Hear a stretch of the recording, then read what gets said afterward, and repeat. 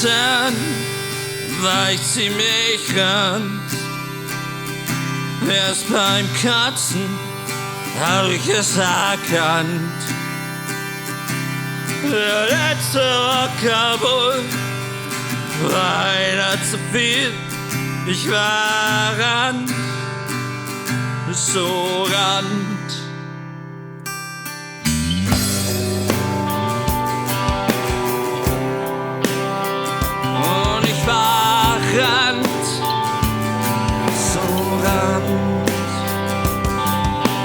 Gestern war ich ziemlich dicht.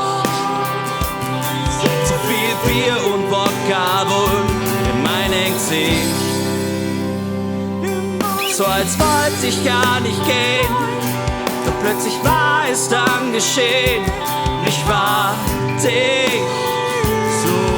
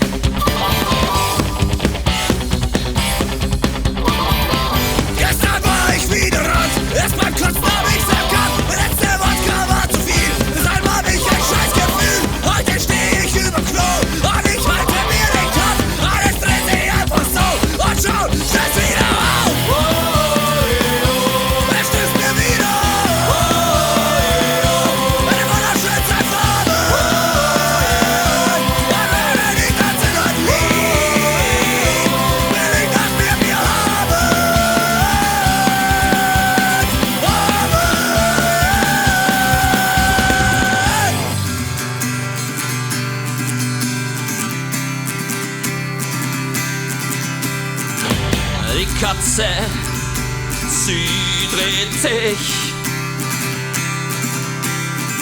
Sie dreht sich im Kreise und ich sag leise, oh leise. Scheiße, bin ich voll!